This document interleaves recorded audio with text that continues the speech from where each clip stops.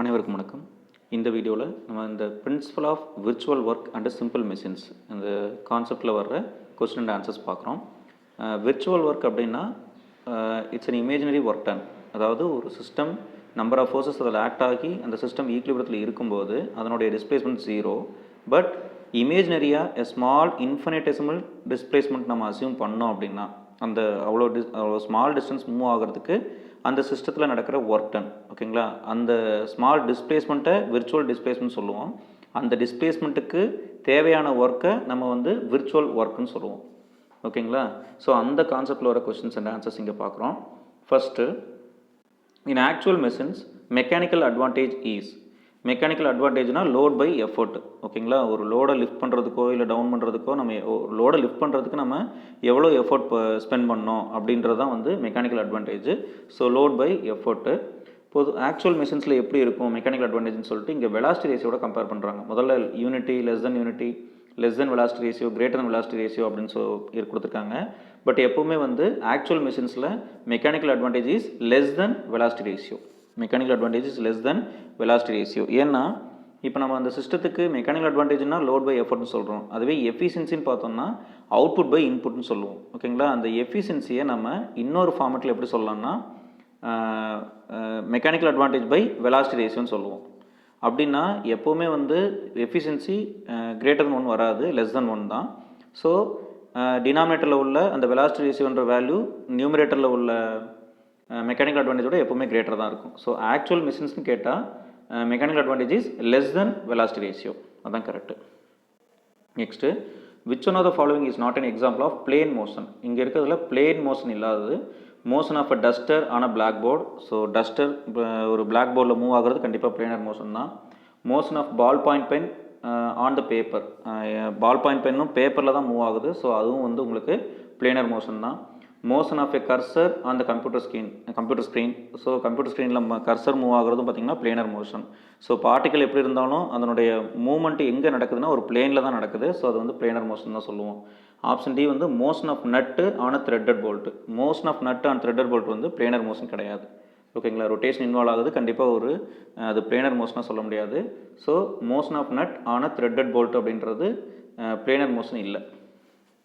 Next, the velocity ratio of a lifting machine is 8, which lifts a load 900 Newton by an effort 150 Newton. Then the efficiency of the machine is. Okay, இங்கே வந்து velocity ratio கொடுத்துருக்காங்க. அப்புறம் load lift பண்ண போகிற load வந்து 900 Newton, அதே மாதிரி effort வந்து 150 நியூட்டன். ஸோ லோடும் எஃபர்ட் இருந்தால் மெக்கானிக்கல் அட்வான்டேஜ் கால்குலேட் பண்ணலாம். அப்புறம் வெலாசிட்டி ரேஷியோ இருக்குது, ரெண்டுக்கும் ரேஷியோ எடுத்தோம்னா எஃபிஷியன்சி. ஸோ முதல்ல எஃபிஷியன்சினா என்னது? Mechanical advantage divided by velocity ratio. Mechanical அட்வான்டேஜ்னா லோட் பை எஃபோர்ட். இங்கே லோடு வந்து 900 நியூட்டன், எஃபோர்ட் வந்து 150 நியூட்டன். ஸோ சால்வ் பண்ணோன்னா ரேஷியோ எடுத்தோம்னா 6 வரும். மெக்கானிக்கல் அட்வான்டேஜ் 6, அப்புறம் velocity ratio 8. 6/8 0.75 or 75%. So option A. Next, the velocity ratio of a lifting machine is 20 and an effort of 200 Newton is necessary to lift a load of 3000 Newton. The frictional loadனு கேட்குறாங்க. இங்கே efficiency கேட்கல, frictional load கேட்குறாங்க. So முதல்ல velocity ratio 20, effort load இருக்குது, okay. இதில் frictional load அப்படின்னா என்ன சொல்கிறாங்க அப்படின்னா பின்றது வந்து எஃபர்ட், அதாவது effort into velocity ratio minus lifted load, ஓகேங்களா? Effort into velocity ratio minus lifted load தான் வந்து ஃப்ரிக்ஷன் லோடுன்னு சொல்கிறாங்க. இங்கே எஃபோர்ட் பார்த்தீங்கன்னா 200 நியூட்டன், ஆக்சுவலாக எஃபோர்ட்டு 200 நியூட்டன், வெலாசிட்டி ரேஷியோ வந்து 20. ஸோ 20 × 200 மைனஸ் லிஃப்டட் லோடு வந்து 3000 நியூட்டன். ஸோ இந்த டிஃப்ரென்ஸ் தான் வந்து 1000 நியூட்டன், ஓகே. இப்போது ஃப்ரிக்ஷனல் லோடு அப்படின்றது நம்ம இந்த லோடை லிஃப்ட் பண்ணும்போது எவ்வளோ லோடு வந்து ஃப்ரிக்ஷனில் லாஸ் ஆகிருக்கு அப்படின்றது தான். ஸோ அந்த மாதிரி பண்ணும்போது நம்ம எப்படி சால்வ் பண்ணுறோம் அப்படின்னா ஃப்ரிக்ஷனல் லோடு அப்படின்றத டோட்டல், அதாவது நம்ம எஃபோர்ட் ஸ்பெண்ட் பண்ணது அதனுடைய வெலாசிட்டி ரேஷியோ, ஓகேங்களா? அப்போ அதுக்கான velocity ratio. So effort into velocity ratio எடுத்தோம்னா அந்த டோட்டல் லோடு மைனஸ் எவ்வளோ லோடு லிஃப்ட் பண்ணியிருக்கோம், லிஃப்டட் லோடு, ஓகேங்களா? இந்த ரெண்டுக்கும் டிஃப்ரென்ஸ் எடுத்தால் அதுதான் வந்து frictional load. Frictional load plus lifted லோடை தான் நம்ம என்னென்னு சொல்கிறோம் அப்படின்னா எஃபோர்ட் இன்ட்டு வெலாசிட்டி ரேஷியோ அப்படின்னு சொல்கிறோம். எஃபோர்ட் இன்ட்டு வெலாசிட்டி ரேஷியோ அப்படின்றோம். ஸோ அதனால் இங்கே என்ன பண்ணியிருக்காங்கன்னா ஃப்ரிக்ஷனல் லோட் கேட்குறாங்க. So effort into velocity ratio minus lifted load, ஓகேங்களா? ஸோ 20 into 200 minus 3000, ஆன்சர் வந்து 1000 நியூட்டன், ஆப்ஷன் பி. சிம்பிளாக எப்படி ஞாபகம் வச்சுக்கலாம்னா frictional load plus lifted load that is equal to effort into velocity ratio. Okay, அடுத்தது in virtual work principle the work done by the frictional force acting on the wheel when it rolls without slip is. So virtual work principle அப்படின்னாலே வந்து என்ன சொல்கிறது, அதாவது work done by the frictional force கேட்குறாங்க, acting on the wheel when it rolls without slip. ஓகேங்களா, without ஸ்லிப்பில் roll ஆகும்போது வந்து friction work done by the frictional force வந்து 0, ஏன்னா வித்தவுட் ஸ்லிப்னு சொல்லியிருக்காங்க. In virtual work principle the work done by the frictional force acting on the wheel when it rolls without slip is 0. ஓகேங்களா, fictional ஃபோர்ஸ்னால நடக்கிற work done வந்து 0 virtual work பிரின்சிபலில். Okay, next in an ideal machine the output as compared to input is. Output as compared to input is, அது வந்து கண்டிப்பாக வந்து நம்ம equal தான் சொல்லுவோம். ஆனால் ஐடியல் மிஷின் வந்து பாசிபிள் கிடையாது. ஸோ ஐடியல் மிஷின் சொன்னதுனால அவுட்புட் இஸ் ஈக்குவல் டு இன்புட்னு சொல்லலாம். So option C, in an ideal machine the output as compared to input is equal. Ideal மிஷினோட efficiency 100%. Okay, next if the algebraic sum of the virtual work for every displacement is dash the system is in equilibrium. கண்டிப்பாக அந்த அதாவது algebraic sum of the virtual work for every displacement. ஓகேங்களா, so இந்த இதில் வர்றதே வந்து infinitesimal displacement தான் நம்ம விர்ச்சுவல் டிஸ்பிளேஸ்மெண்ட் சொல்கிறோம். சிஸ்டம் ஈக்குலிபிரியத்தில் இருக்குது அப்படின்னா இந்த விர்ச்சுவல் ஒர்க்குடைய அல்ஜிப்ரிக் சம் வந்து 0வாக இருக்கணும். ஓகேங்களா, அல்ஜிப்ரிக் சம் வந்து 0வாக இருக்கணும், அப்போ தான் சிஸ்டம் ஈக்குலிபிரியத்தில் இருக்கிற அர்த்தம். இந்த பிரின்சிபல் ஆஃப் விர்ச்சுவல் ஒர்க் படிப்போம். அதாவது if a particle is in equilibrium the total virtual work of forces acting on the particle is 0 for any virtual displacement since work done by internal forces equal, opposite and collinear cancels each other. ஓகேங்களா, டோட்டலாக இந்த virtual work நம்ம என்ன சொல்லுவோம்னா எக்ஸ்டர்னலாக apply ஆகிற force இன்டர்னலாக இருக்கிற force எல்லாமே balance ஆகும்போது கிடைக்கிற அந்த ஈக்குலிபிரியத்தில் இருக்கும்போது வர்ற ஒர்க் டன் தான் விர்ச்சுவல் ஒர்க் டன் நம்ம சொல்கிறோம். ஸோ அந்த மாதிரி சொல்லும்போது இங்கே வந்து விர்ச்சுவல் ஒர்க் டன் அப்படின்னு சொல்லிட்டு கால்குலேட் பண்ணுறோம். அங்கே ஆக்டார் எல்லா ஃபோர்ஸ்க்கும் டிஸ்பிளேஸ்மெண்ட்டோட நம்ம ப்ராடக்ட் எடுத்து ஆட் பண்ணோன்னா அல்ஜிப்ரிக் சம் பண்ணோன்னா கண்டிப்பாக 0வாக தான் இருக்கும். அப்போ தான் சிஸ்டம் ஈக்குலிபிரியத்தில் இருக்கிறதா மீனிங். ஸோ ஆப்ஷன் வந்து A. Next virtual work refers to என்னென்ன கொடுத்துருக்காங்கன்னா virtual work done by virtual forces, அப்புறம் virtual work done by actual forces, அப்புறம் actual work done by actual forces, actual work done by virtual ஃபோர்ஸ்ன்றாங்க. Virtual work அப்படின்னு சொன்னாலே அதாவது virtual work done by actual forces தான். ஓகேங்களா, அதாவது நம்ம அங்கே சிஸ்டத்தில் ஆக்ட் ஆகிற ஃபோர்ஸஸ் என்ன ஒர்க் டன் கொடுக்குதோ அந்த ஆக்சுவல் ஒர்க் ஃபோர்ஸஸ் தான் நம்ம வந்து அந்த ஃபோர்ஸஸ்னால வர்ற டிஸ்பிளேஸ்மெண்ட் அதனுடைய ப்ராடக்டை தான் நம்ம வந்து அதனுடைய டோட்டல் சம்மை தான் நம்ம வந்து விர்ச்சுவல் ஒர்க்னு சொல்கிறோம். ஓகேங்களா, ஸோ அங்கே virtual work done by actual forces தான் correct. Option B, virtual work done by actual forces தான் விர்ச்சுவல் ஒர்க்னு நம்ம சொல்கிறோம். நெக்ஸ்ட்டு இந்த தேர்ட் ஆர்டர் புள்ளி system of pulleys the velocity ratio is given by. இங்கே வந்து பார்த்திங்கன்னா எக்ஸ்ப்ளனேஷனில் ஒவ்வொரு ஆர்டருக்கும் என்னென்ன வெலாசிட்டி ரேஷியோ வரும்னு போட்டிருக்காங்க.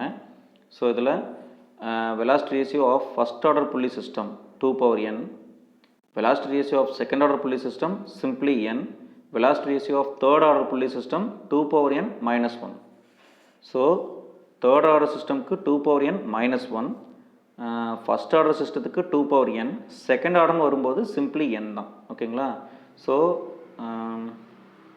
தேர்ட் ஆர்டர் புள்ளி சிஸ்டம் சொன்னதுனால 2n minus 1. ஓகேங்களா, அதாவது செகண்ட் ஆர்டர் புள்ளி சிஸ்டம் கேட்டால் டைரெக்டாக அந்த ஸ்மால் எண்ணையை நம்ம என்ன எடுத்துக்கலாம், அதாவது வெலாசிட்டி ரேஷியோன்னு எடுத்துக்கலாம். ஓகேங்களா, ஸோ செகண்ட் ஆர்டர்னால் வெலாசிட்டி ரேஷியோ வந்து n தான். அதே வந்து ஃபஸ்ட் ஆர்டர் அப்படின்னா 2n, தேர்ட் ஆர்டர் அப்படின்னா அந்த புள்ளி சிஸ்டத்துக்கு 2n minus 1. ஸோ இங்கே கேட்டது தேர்ட் ஆர்டர், அதனால் ஆன்சர் வந்து 2n minus 1, option B, velocity ரேஷியோட value. Next in a lifting machine an effort of 500 Newton is to be moved by a distance 20 meter to raise a load of 10,000 Newton by a distance of 0.8 meter. Determine the efficiency of the machine. Okay, efficiency of the machine நம்ம வந்து load by எஃபர்ட்னு சொல்லுவோம், but இங்கே வந்து டிஸ்டன்ஸோட கொடுத்துருக்காங்க. So answer பார்ப்போம். So முதல்ல mechanical advantage வந்து லோட் பை எஃபர்ட் தான், 10,000 divided by 500 that is 20. Velocity ரேஷியோன்னு வரும்போது டிஸ்பிளேஸ்மெண்ட்டோட ரேஷியோ தான், ஏன்னா டிஸ்பிளேஸ்மெண்ட் பர் டைம் தான் நம்ம வந்து வெலாசிட்டின்னு சொல்கிறோம். அதனால் டைரெக்டாக டிஸ்பிளேஸ்மெண்ட் ரேஷியோ எடுத்தோம்னா அதுதான் வெலாசிட்டி ரேஷியோ. அப்போ ரெண்டுக்கும், அதாவது லோடு என்ன சொல்கிறது, வெலாசிட்டி ரேஷியோன்றது எப்போவுமே என்னது, அதாவது டிரைவர் பை டிரைவன். ஓகேங்களா, டிரைவர் பை டிரைவன். அதாவது இங்கே வந்து பார்த்திங்கன்னா எஃபர்ட் மூவ் ஆகிற டிஸ்டன்ஸ் வந்து 20 மீட்டர், லோடு மூவ் ஆகிற டிஸ்டன்ஸ் 0.8 மீட்டர். அப்போ 20/0.8 20/0.8 ஓகேங்களா இஸ் ஈக்குவல் டு 25. இப்போ எஃபிஷியன்சினா mechanical advantage divided by velocity ratio. So ratio எடுத்தோம்னா 0.8 80%. ஆன்சர் வந்து 80%, option C. Next, in a lifting machine an effort of 200 Newton is applied to raise the load of 800 Newton. Okay, load effort இருக்குது. What will be the velocity ratio if efficiency is 50%? Direct question தான். முதல்ல mechanical advantage வந்து load by effort, அதாவது 800/200 that is equal to 4 வரும். அடுத்தது velocity ratio வந்து கேட்குறாங்க, efficiency 50%. அப்போ என்ன பண்ணணும், mechanical advantage velocity ratio is equal to எஃபிஷியன்சின்னு போடணும். அப்போ ஃபைனலாக வந்து வெலாசிட்டி ரேஷியோ வந்து 8ன்னு வரும். ஓகேங்களா, ஸோ இங்கே வந்து என்ன பண்ணியிருக்காங்கன்னா 800/200 தான் மெக்கானிக்கல் அட்வான்டேஜ், அது efficiency into velocity ratio. So இந்த பக்கம் 0.5 டிவைடில் வந்துடும். ஸோ ஃபைனல் ஆன்சர் வந்து 8, option A. Okay, virtual work means work done by real forces due to virtual displacement. அதே மாதிரி work done by virtual forces during real displacement. இங்கே வந்து பார்த்திங்கன்னா option A வந்து சொல்லியிருக்காங்க, போத் 1 and 2 ஆர் கரெக்ட் அப்படின்றாங்க. என்னென்னா ரியல் ஃபோர்ஸஸ்னால் விர்ச்சுவல் டிஸ்பிளேஸ்மெண்ட்டு, விர்ச்சுவல் ஃபோர்ஸஸ்னால் ரியல் டிஸ்பிளேஸ்மெண்ட்டு. ஓகேங்களா, அதான் நம்ம ஆக்சுவல் ஃபோர்ஸ் எடுத்துட்டோம்னா டிஸ்பிளேஸ்மெண்ட் வந்து விர்ச்சுவல் டிஸ்பிளேஸ்மெண்ட் எடுத்துக்கணும். அதே மாதிரி விர்ச்சுவல் ஃபோர்ஸஸ் எடுத்துட்டோம்னா டிஸ்பிளேஸ்மெண்ட் வந்து ரியல் டிஸ்பிளேஸ்மெண்ட் எடுத்துக்கணும். ஓகேங்களா, அதுதான் வந்து விர்ச்சுவல் ஒர்க். ஸோ ரெண்டுமே கரெக்டாக தான். ஓகேங்களா, நீங்கள் ஆக்சுவல் ஃபோர்ஸஸ் அல்லது ரியல் ஃபோர்ஸ் எடுத்துகிட்டா டிஸ்பிளேஸ்மெண்ட்டு விர்ச்சுவலாக இருக்கணும். இல்லை விர்ச்சுவல் ஃபோர்ஸ் எடுத்துட்டோம் அப்படின்னா டிஸ்பிளேஸ்மெண்ட்டு ரியலாக இருக்கணும், ஆக்சுவலாக இருக்கணும். ஸோ ரெண்டுமே கரெக்டாக தான். ஓகேங்களா, next, in virtual work equation some forces are neglected, select the most appropriate answer from the following. Okay, virtual work ஈக்குவேஷனில் சில ஃபோர்ஸ் நெக்லெக்ட் பண்ணுறாங்க, அதில் வர்றதில் அப்ராப்ரியேட் ஆன்சர் என்னன்னு கேட்குறாங்க. என்னென்னது, reaction of a rough surface on a body which rolls on it without slipping. பாருங்கள், reaction of a surface on a body which rolls in it without slipping. Okay, என்னென்ன ஃபோர்ஸ்லாம் neglect பண்ணியிருக்காங்கன்னு சொல்கிறாங்க. ஓகேங்களா, எப்படி ரோல்ஸ் வித்தவுட் ஸ்லிப்பிங் வந்தால் rough சர்ஃபேஸ்னால reaction இல்லை அப்படின்னு சொல்கிறாங்க. அதாவது இங்கே இருக்கிறது எல்லாமே எந்தெந்த ஃபோர்ஸ்லாம் நெக்லெக்ட் பண்ணுறாங்க விர்ச்சுவல் ஒர்க் ஈக்குவேஷனில். நம்ம ஏற்கனவே பார்த்தோம், ஃபிக்ஷனல் ஃபோர்ஸ்னால எந்த ஒர்டனும் நடக்காது விர்ச்சுவல் ஒர்க் ஈக்குவேஷனில், ஒரு கொஷின் பார்த்துருக்கோம். அப்போ அதே தான் இங்கேயும் சொல்கிறாங்க, ரஃப் சர்ஃபேஸ், அதாவது reaction of rough surface on a body which rolls on it without slipping. Without ஸ்லிப்பிங்கில் ரோல் ஆகுது ஒரு பாடி அப்படின்னா அதில் ஆக்ட் ஆகிற ரியாக்ஷன் வந்து அதில் ஆக்ட் ஆகிற ரியாக்ஷன் கன்சிடர் பண்ண மாட்டோம் இங்கே விர்ச்சுவல் ஒர்க் ஈக்குவேஷனில். Next, reaction of any smooth surface with which the body is in contact. Okay, so anyway கான்டாக்டில் இருந்தாலும் அந்த எப்போவுமே வந்து ரெண்டு பாடி கான்டாக்டில் இருக்குன்னா அந்த ரியாக்ஷன் ஃபோர்ஸ் வந்து பர்பெண்டிகுலர் ஆக்ட் ஆகும், அதுவும் இங்கே நம்ம கன்சிடர் பண்ணுறது கிடையாது. அப்புறம் reaction at a point or an axis fixed in space around which a body is constrained to turn.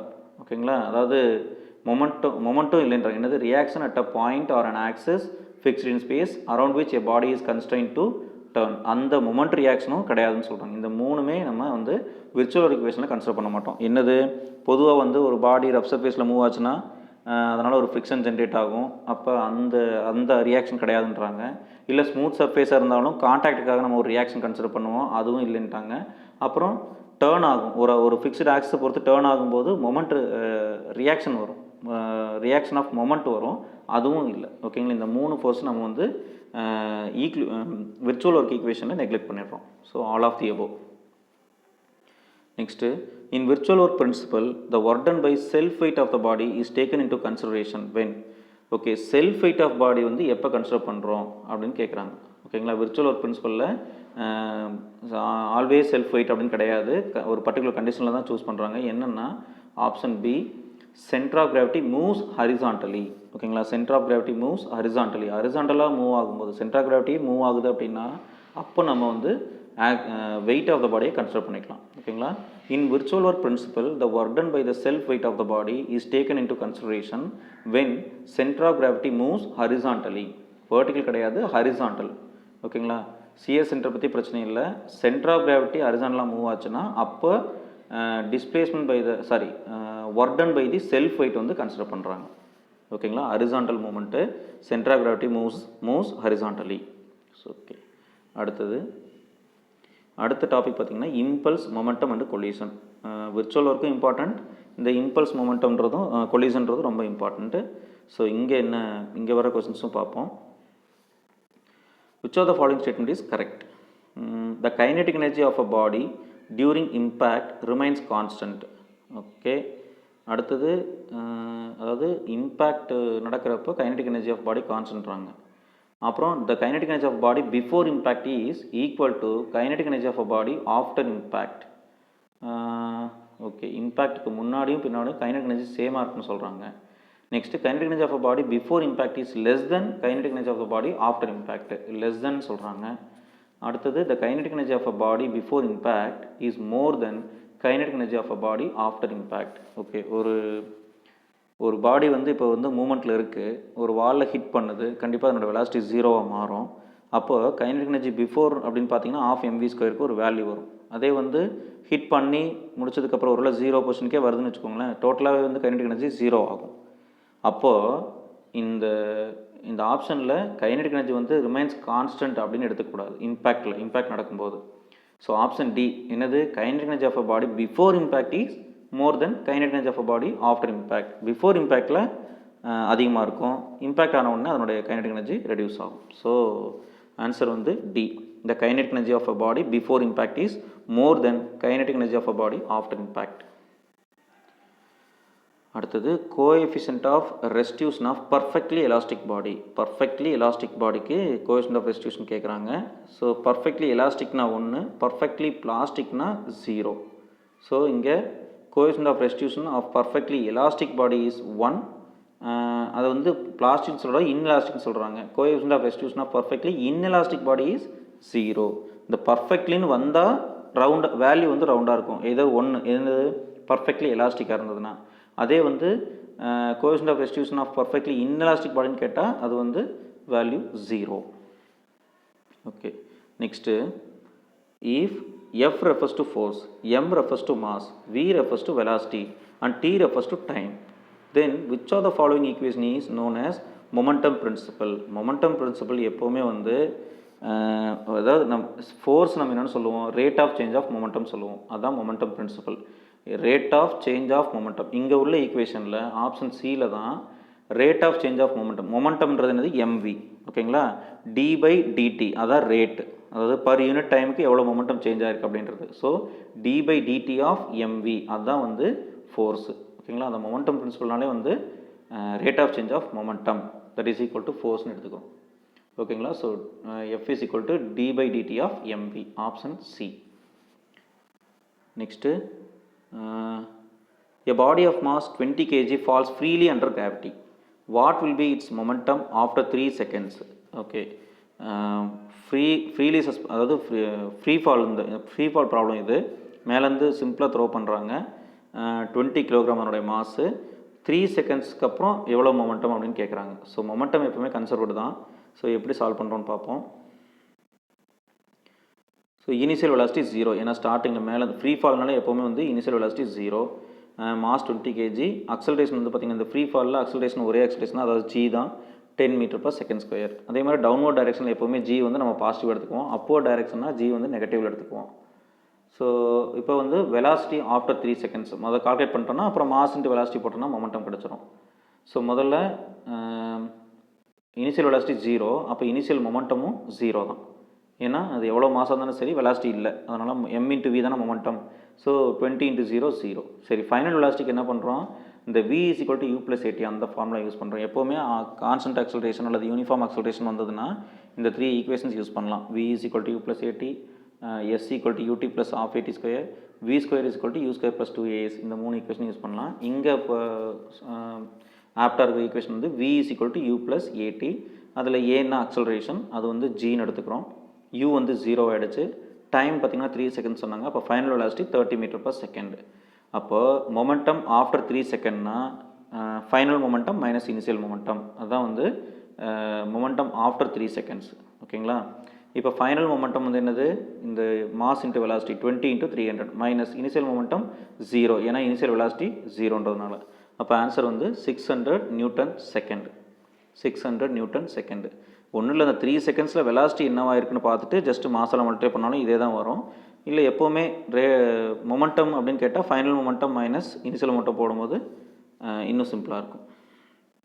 Answer வந்து 600 நியூட்டன் நியூட்டன் செகண்டுன்னு சொல்கிறாங்க. இதுக்கு யூனிட்டை செக் பண்ணுவோம். நியூட்டன் செகண்டில் தான் இருக்குது. மாஸ் இன்ட்டு வெலாசிட்டி என்னது, கிலோகிராம் மீட்டர் பர் செகண்ட் சொல்லுவோம். அதாவது கிலோகிராம் மீட்டர் பர் செகண்டு. நியூட்டனுக்கு வந்து கிலோகிராம் மீட்டர் பர் செகண்ட் ஸ்கொயர்னு சொல்லுவோம். ஸோ நியூட்டன் இன்ட்டு செகண்ட் போட்டால் அந்த கிலோகிராம் மீட்டர் பர் செகண்ட்றது கரெக்டாகிடும். ஸோ யூனிட் கரெக்டாக தான். அடுத்தது, a stone of mass is tied to an inextensible massless string of length L and rotated in vertical circle. The minimum speed required at the top is. இதுக்கு வந்து simplified answer இல்லை.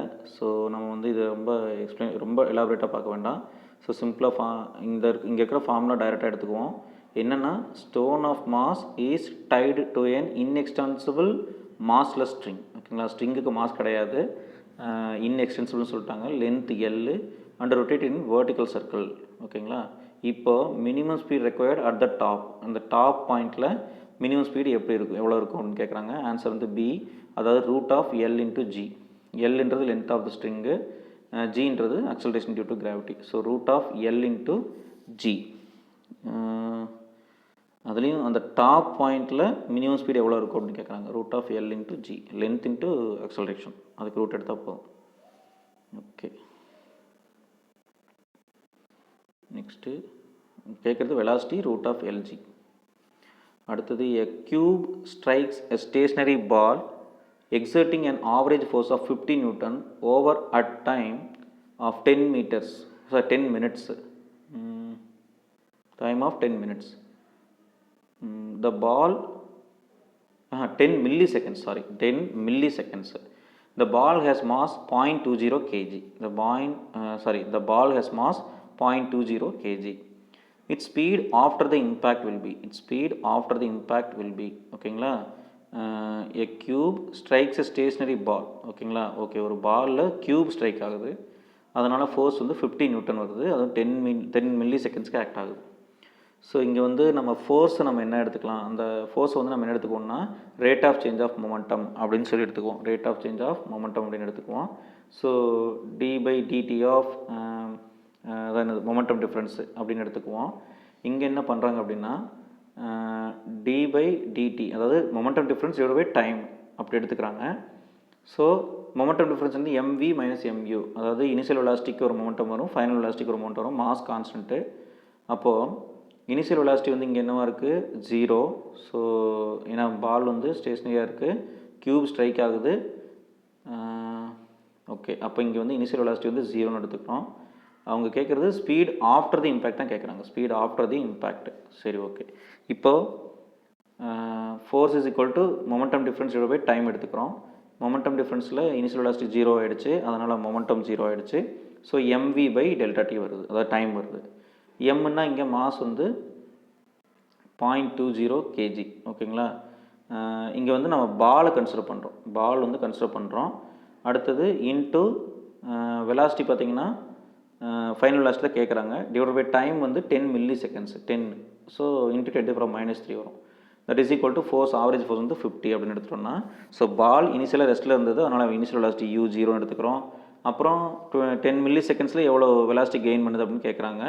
அதனுடைய momentum வச்சு நம்ம calculate பண்ணுறோம். So சிம்பிளாக வந்து force is equal to momentum difference divided by time, அதை யூஸ் பண்ணி சால்வ் பண்ணுறோம். ஆன்சர் வந்து பார்த்திங்கன்னா 2.5 metre per second. Next, a ball is dropped on a smooth horizontal surface from height h. What will be the height of rebounds after second impact if coefficient of restitution between the ball and the surface is E? ஓகேங்களா? So இதில் முதல்ல வந்து ball is dropped on a smooth horizontal surface. ஸ்மூத்துனால ஃபிக்ஷன்லாம் கிடையாது, horizontal சர்ஃபேஸில் drop பண்ணுறாங்க. ஒரு ஹைட்டு சர்டன் ஹைட் ஹெச்லேருந்து ட்ராப் பண்ணுறாங்க. அப்புறம் அது ரீபவுன்ஸ் ஆகுது. இப்போ கேட்குறது என்னென்னா செகண்ட் இம்பேக்ட். ஓகேங்களா, ரீபவுன்ஸ் ஆகிட்டே இருக்குது. Second what will be the height of rebound after second impact. First இம்பேக்டில் எவ்வளோ வந்திருக்கும், அதுக்கடுத்து செகண்ட் இம்பேக்டில் எவ்வளவு அப்படின்ற மாதிரி கேட்குறாங்க.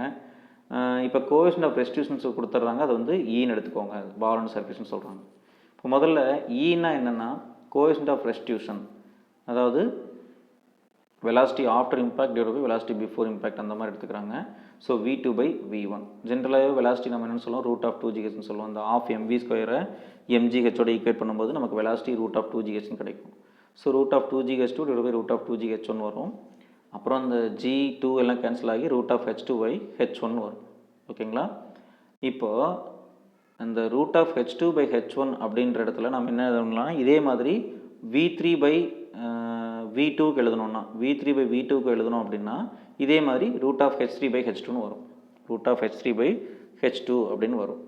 ஸோ இப்போ என்ன பண்ணுறாங்க, ஹெச் இந்த எல்லாத்தையும் இன் டர்ம்ஸ் ஆஃப் ஈயில் கொண்டு வராங்க. So H2 that is equal to, அதாவது first E is equal to root of H2 by H1 எடுத்துக்கிறோம். அப்போ H2 என்ன சொல்லலாம், ரெண்டு பக்கம் ஸ்கொயர் பண்ணோன்னா E ஸ்கொயர் இன்ட்டு H1 வரும். அதே மாதிரி H3 எடுத்துட்டோம்னா root of H3 by H2 எடுத்துக்கிட்டோம்னா ஈக்குவல் டு E வரும். அப்போ அகெயின் ஸ்கொயர் பண்ணோன்னா H3 is equal to E square into H2ன்னு வரும். இப்போ H2க்கு already E square into H1 எடுத்திருக்கோம். சப்ஸ்டியூட் பண்ணும்போது E⁴ into H1 E⁴ into H1 வரும். செகண்ட் இம்பேக்ட் தான் கேட்குறாங்க. ஃபஸ்ட் இம்பேக்டில் வரும்போது H2, செகண்ட் இம்பேக்டில் வரும்போது H3 அப்படின்னு வருது. ஓகேங்களா, அப்போ H3யோட ஆன்சர் வந்து E⁴ into H1 E⁴ into H1. First முதல்ல நம்ம ட்ரா பண்ண ஹைட் வந்து H. ஓகேங்களா, அப்போ E⁴ into H, option D. Coefficient of ரெஸ்டியூஷனோட கான்செப்டை யூஸ் பண்ணியே கண்டுபிடிச்சிடுறாங்க. ஓகேங்களா, right. Next principle of conservation of momentum is. Conservation of momentum momentum வந்து கான்ஸ்டன்ட்னு சொல்கிறது தான். இங்கே இருக்கிறதுல ஆப்டானது பிரின்சிபல் என்னது, the initial momentum is greater than final momentum கிடையாது. The initial momentum is equal to final momentum. கன்சர்வேஷனா என்னது, மொமெண்டம் சேஞ்ச் ஆகலை, கான்ஸ்டன்ட்னு அர்த்தம். அப்போ initial momentum is equal to final momentum. அந்த principal படிச்சிருவோம். The principle of conservation of momentum states that when you have an isolated system with no external forces, the initial total momentum of objects before collision equals the final total momentum of the objects after collision. So வேறு எந்த external ஃபோர்ஸும் act ஆகாதப்போ before collision after collision compare பண்ணோன்னா momentum வந்து சேமாக தான் இருக்கும். ஓகேங்களா, அடுத்தது a steel ball of weight 0.1 Newton falls a height 6 meter and rebounds to a height of 4 meter. The impulse force into time, ஒரு ஷார்ட் டைமில் ஃபோர்ஸ் ஆக்ட் ஆகிறது இம்பல்ஸ்னு சொல்லுவோம். ஸோ இங்கே வந்து என்னென்ன கொடுத்துருக்காங்கன்னா அதனோட ஸ்டீல் பால் வெயிட் வந்து 0.1 Newton, ஃபால்ஸ் எ ஹைட் 6 மீட்டர் 6 மீட்டர் ஹைட்லேருந்து ஃபால் ஆகுது. அப்போது ரீபவுண்ட் ஆகும்போது 4 மீட்டர் ஆகுது. அப்போ இம்பல்ஸ் என்னென்னு கேட்குறாங்க. ஸோ முதல்ல இந்த இடத்துல வந்து என்ன ஈக்குவேஷன்னா V² = U² + 2AS ஈக்குவேட் பண்ணுறாங்க. அதில் V வந்து ஃபைனல் வெலாசிட்டி, U வந்து இனிஷியல் வெலாசிட்டி, H வந்து அந்த டிஸ்பிளேஸ்மெண்ட் Sக்கு பதிலாக யூஸ் பண்ணுறாங்க, அந்த ஹைட்னு சொல்லி யூஸ் பண்ணுறாங்க. முதல்ல இனிஷியல் வெலாசிட்டி ஃப்ரீ ஃபால் தானே, இனிஷியல் வெலாசிட்டி வந்து 0 அப்படின்றப்போ V² = அந்த அப்போ ஃபஸ்ட்டு ஹைட் வந்து 6 மீட்டர் இனிஷியலாக இருந்த ஹைட்டு. அப்போ V² = 2 × 9.81 × 6 வரும். ஸோ வெலாசிட்டி அந்த டவுன்வர்டில் மூவ் ஆகும்போது வர வெலாசிட்டி 10.8498 m/s வரும். அடுத்தது V² = U² + 2ASல இப்போ செகண்ட் அந்த ரீபவுண்ட் ஆகிறப்போ போடுறோம். அப்போ அப்போர்டில் போகுது. அப்போர்டில் போகும்போது அதாவது ஃபைனல் வெலாசிட்டி வந்து 0 ஆகிடும். இனிஷியல் வெலாசிட்டி வந்து இப்போ இருக்குது, ஏன்னா இப்போ அந்த 10.84 தான் வந்து இனிஷியல் வெலாசிட்டி, அதில் வெலாசிட்டியில் தான் அது அப்போர்டில் மூவ் ஆகும். அதனால் U² = 2AS, அந்த S அல்லது ஹைட் டிஸ்பிளேஸ்மெண்ட் வந்து 4 மீட்டர் ஆகிடுச்சு. இப்போ U பார்த்திங்கன்னா அப்போர்ட் டைரெக்ஷனில் வருது 8.8588. இப்போது ஃபைனல் வெலாசிட்டி V அது வந்து இங்கே UI ஆகுது. அதே மாதிரி இனிஷியல் வெலாசிட்டி வந்து Vன்னு எடுத்துக்கிறாங்க. இப்போ இம்பல்ஸ் அப்படின்னா என்ன அர்த்தம், I = ஃபோர்ஸ் இன்ட்டு டைம்னு சொல்லலாம். அப்படி இல்லைனா mass into velocity difference, mass into velocity difference. ஓகேங்களா, இப்போது மாஸ் வந்து வெயிட் கொடுத்துருக்காங்க இல்லையா, அதனால் divided by G W is equal to mg, m is equal to w by g. So 0.1 divided by 9.81 into final velocity minus initial velocity. Final velocity minus initial velocity. கடைசியாக அப்போ டைரெக்ஷனில் move ஆகும்போது final velocity வந்து என்னவாக இருக்குது 8.858 இருக்குது. Minus initial velocity வந்து அந்த 10.8498. ஸோ அது ஆப்போசிட் டைரெக்ஷன் இருக்குது, அதனால் மைனஸ் எடுத்துக்கிறோம். இப்போ மைனஸ் மைனஸ் ப்ளஸ் ஆகுது. ஃபைனலாக இம்பல்ஸ்னு வரும்போது ஆன்சர் 0.2009 அப்படின்னு கிடைக்குது. அதை வந்து 0.201 நியூட்டன் செகண்ட் எடுத்துக்கிறாங்க. ஸோ இந்த இடத்துல இம்பல்ஸ்ன்ற இடத்துல நம்ம என்ன ஃபார்முலா யூஸ் பண்ணுறோன்னா mass into change in velocity. Mass into change in velocity. இதில் ஃபஸ்ட்டு பால் ஃப்ரீ ஃபால் பண்ணும்போது மேலேருந்து த்ரோ பண்ணும்போது நம்ம மேலேருந்து ஃப்ளோ பண்ணும்போது 6 மீட்டர் ஹைட்டில் கிரவுண்டை ரீச் பண்ணுது, திரும்ப ரீபவுண்ட் ஆகுது, அப்போ 4 மீட்டருக்கு போகுது. அப்போ முதல்ல மேலேருந்து கிரவுண்டுக்கு 6 மீட்டர் ரீச் ஆகும்போது v square is equal to u square plus 2as அந்த ஃபார்முலா யூஸ் பண்ணுறோம். அதில் g வந்து ப்ளஸ்ஸாக வரும், ப்ளஸில் எடுத்துக்குவோம் ஏன்னா டவுன்வர்ட் டைரெக்ஷன்றதுனால. அப்புறம் இனிஷியல் வெலாசிட்டி 0 மேலேருந்து கீழே த்ரோ பண்ணுறதுனால. திரும்ப அங்கே ரீச் ஆகும்போது வெலாசிட்டி 10.8498 இருக்குது. இப்போது கிரவுண்ட் இம்பேக்ட் ஆன உடனே அது என்ன ஆகுது, அப்போர்டில் மூவ் ஆகுது. அப்போ இனிஷியல் வெலாசிட்டி இருக்கும், ஃபைனல் வெலாசிட்டி வந்து 0 ஆகிடும். 4 மீட்டர் ரீச் ஆகும்போது ஃபைனல் வெலாசிட்டி 0 ஆகிடும். அப்போ எகெயின் நமக்கு இனிஷியல் வெலாசிட்டி என்னன்றது கிடச்சிடும் அந்த கண்டிஷனில். இப்போ இதுதான் வந்து ஃபைனல் மைனஸ் இனிஷியல் எடுத்துக்கும் போது ரெண்டுமே ஆப்போசிட் டைரெக்ஷன்றதுனால அந்த இனிஷியல் வெலாசிட்டி 10.8498 அது வந்து மைனஸால் மல்டிப்ளை பண்ணுறோம். So minus into minus plus ஆகிடும். ஃபைனலாக ஆன்சர் வந்து 0.2009 நியூட்டன் செகண்ட் வரும். இங்கே ஆப்ஷனில் 0.201 இருக்குது, 02 இருக்குது. ஆக்சுவல் வந்து ஆன்சர் வந்து பி 0.201 நியூட்டன் செகண்ட். அடுத்தது okay, momentum equations are derived from. Momentum equations are derived from. எப்போவுமே மொமெண்டம் ஈக்குவேஷன் வந்து Newton second law of motion தான். ஏன்னா F is equal to ma நம்ம சொல்கிறோம். அந்த ஏன்றது acceleration, change in velocity with respect to time, அதுதான் acceleration dv by dt. அப்போ நம்ம m உள்ளே எடுத்துட்டோம்னா அது மொமெண்டம் mvன்றது மொமெண்டம் ஆகும். ஸோ மொமெண்டம் டிஃப்ரென்ஸ் தான் நம்ம ஃபோர்ஸ்னு சொல்கிறோம். எப்போவுமே மொமெண்டம் ஈக்குவேஷன்றது எதுலேருந்து டெரைவ் பண்ணுறாங்கன்னா Newton second law of motion தான். Newton's second law of motion. ஓகேங்களா, ரைட்டு. அடுத்தது if v1 and v2 are the initial velocities of two bodies making direct collision and if u1 and u2 are their respective velocities after collision, then the coefficient of restitution is given by. எப்பவுமே coefficient of restitution relative velocity ஓட ratio, relative velocity after impact divided by relative velocity before impact தான். இப்போ முதல்ல பார்த்தீங்கன்னா v1 v2 R the initial வெலாசிட்டின்னு சொல்லிட்டாங்க. ஓகேங்களா, of two bodies making direct collision. அப்போ கொலிஷனுக்கு முன்னாடி v1 v2 இருந்தது, கொலிஷனுக்கு அப்புறம் u1 u2 மாறும். ஸோ ரிலேட்டிவ் வெலாசிட்டி நம்ம என்ன பண்ணுவோம், எப்படி பார்த்தாலும் ரெண்டுமே வந்து நமக்கு மைனஸில் தான் வரும். அதாவது ரிலேட்டிவ் வெலாசிட்டி ரெண்டுமே மைனஸில் தான் வரப்போகுது, மைனஸ் தான் பண்ணணும். ஏன்னா கொலைடாகி திரும்ப ஒரு வெலாசிட்டியில் மூவ் ஆகும். ஸோ அந்த பிஃபோர் கொலிஷனில் வர்றது வந்து பார்த்திங்கன்னா v1 v2. ஸோ v2 இங்கே வந்து v2 minus v1, v2 minus v1. If v1 and v2 are the initial velocities of two bodies making direct collision and if u1 and u2 are their respective velocities after collision. Okay, எப்படின்னாலும் after கொலிஷனில் முன்னாடி higher வெலாசிட்டியாக இருந்தது after கொலிஷனில் வரும்போது low வெலாசிட்டியாக மாறிடும். ஓகேங்களா, so நம்ம அந்த மாதிரி பார்த்துப்போ நீங்கள் v1 minus v2 கூட டினாமினேட்டர் எடுத்துக்கலாம், ஆனால் மேலே அதுக்கேற்ற மாதிரி மாற்றிக்கணும். ஸோ எனிவே இங்கே என்ன ஆப்ஷன் ஏல பார்த்தீங்கன்னா v2 minus v1 டினாமினேட்டரில் எடுத்திருக்காங்க. அப்போ நியூமினேட்டர் வரும்போது அப்போ u1 minus u2 வரும், u1 minus u2 வரும். ஏன்னா இப்போ v2 higher velocity v1 lower வெலாசிட்டின்னு எடுத்துட்டோம்னா ஹிட் பண்ணதுக்கப்புறம் அதாவது கொலிஷனுக்கு அப்புறம் வெலாசிட்டி 2 வந்து கம்மியாகிடும், வெலாசிட்டி 1 வந்து அதிகமாகிடும். அப்போ டினாமினேட்டரில் v2 minus v1, நியூமினேட்டரில் u1 minus u2. ஓகேங்களா, so answer A. Next, an elevator weighing 10 kN attains an upward velocity of 4 meter per second in 2 seconds with uniform acceleration. The tension in the wire rope is nearly. So lift problem நம்ம என்ன பண்ணுறோன்னா இந்த இதுக்கு வந்து நம்ம virtual work தான் எடுத்துக்கணும், இல்லை இனர்சியா ஃபோர்ஸ் கான்செப்டே எடுத்துக்கலாம். ஸோ என்ன பண்ணணும் அப்படின்னா வெயிட் டவுன்வர்ட் ஆக்ட் ஆகும், டென்ஷன் அப்போர்ட் ஆக்ட் ஆகும். அப்புறம் மோஷன் வந்து இப்போ எப்படி இருக்குது, எலிவேட்டர் அப்போர்ட் டைரக்ஷன் இருக்குது. அப்படின்னா இனர்ஷியா ஃபோர்ஸ் ஆப்போசிட்டில் தான் ஆக்ட் ஆகும். ஸோ இந்த net force is equal to எம்ஏன்னு எடுத்துக்குவோம். Net force is equal to எம்ஏன்னு எடுத்துக்குவோம். அப்போ நெட் ஃபோர்ஸ்ன்னு வரும்போது இப்போ டென்ஷன் அப்வர்ட்லையும் டவுன்வர்டில் வெயிட் வந்து டவுன்வர்ட்லையும் ஆக்ட் ஆகுது. அப்போ டி மைனஸ் டபிள்யூ அதுலேயும் எது டாமினேட்டிங் பார்த்தீங்கன்னா எப்படியும் அப்போர்ட் டைரக்ஷன்றதுனால டென்ஷன் தான் dominating. So tension minus W that is equal to inertia force வந்து எம் இன்ட்டு ஏன்னு சொல்கிறோம். M into acceleration. ஓகேங்களா?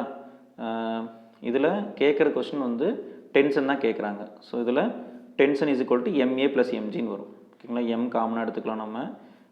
ஏ ப்ளஸ் ஜி வித்தின் ப்ராக்கெட்டில் வரும். இதில் வந்து வெயிட்டே டைரெக்டாக கொடுத்துட்டாங்க இல்லையா? ஸோ எம்ஏ ப்ளஸ் எம்ஜினே வச்சுக்கலாம். எம்ஜி அது வந்து 10 கிலோநியூட்டன். அடுத்தது அக்சலரேஷன் பார்த்தீங்கன்னா நம்ம இங்கே வெலாசிட்டி வச்சு கால்குலேட் பண்ணணும். என்ன ஆகுது? 2 செகண்டில் 4 மீட்டர் பர் செகண்ட் வெலாசிட்டியாக மாறுது. ஓகேங்களா? அப்போது v is equal to u plus at concept use பண்ணோன்னா நம்ம அதாவது ஃபைனல் வெலாசிட்டி வந்து v is equal to u plus at. இங்கே என்ன பண்ணிருக்காங்கன்னா upward velocity v is equal to 4 metre per second. Initial velocity வந்து 0ன்னு எடுத்துக்கிறோம். So v 4 is equal to 2 into time. அதாவது டைம் வந்து 2. சாரி, சிம்பிளாக என்ன சொல்கிறோம்? v is equal to u plus atன்னு சொல்லுவோம். ஓகேங்களா? அப்போ இனிஷியல் வெலாசிட்டி வந்து 0. அப்போ 4 is equal to 2 into acceleration வரும். அப்போ அக்சலரேஷன் வந்து 2 metre per second square. 2 metre per second square. அது பீரியட்லனா கூட ரொம்ப சிம்பிளாக 2 செகண்டில் 4 மீட்டர் பர் செகண்ட் வெலாசிட்டியாக கன்வெர்ட் ஆகிருக்கு. அப்போது 4/2 எடுத்தோம்னா அதுதான் வந்து அக்சலரேஷன். ஓகேங்களா? வெலாசிட்டி பை டைம் தான் அக்சலரேஷன். ஸோ எல்லா வேல்யூஸும் இருக்குது. அப்போ டென்ஷன் வந்து 12 கிலோநியூட்டன் வருது. சப்ஸ்டியூட் பண்ணும்போது 12 கிலோநியூட்டன் வருது. அடுத்தது if a constant force F acts on a body of mass m for time t and changes its velocity from u to v under an acceleration of a all in the same direction, then for equilibrium of the body அப்படின்னு சொல்லும்போது கண்டிப்பாக force is equal to change of momentum தான். அப்போ per unit time. So F is equal to m into v minus u divided by t. F is equal to m into v minus u divided by t. ஓகேங்களா? So இது வந்து டைரெக்டாக F is equal to எம்ஏன்னு சொல்லுவோம்ல, அந்த acceleration எடுத்துட்டோம்னா V minus U divide by டின்னு சொல்லலாம். ஸோ ஆப்ஷன் சி தான் கரெக்டு. ஓகேங்களா? ஸோ இந்த வீடியோவில் டிஸ்கஸ் பண்ண கொஸ்டின் அண்ட் ஆன்சரில் ஏதாவது மிஸ்டேக் இருந்தாலும் இல்லை நம்ம பார்த்த கொஸ்டினுக்கு சிம்பிளான ஆன்சர்ஸ் ஏதாவது இருந்தாலும் நம்ம கமெண்ட்டில் மென்ஷன் பண்ணுங்கள். நானும் தெரிஞ்சுக்கிறேன். Thanks to all.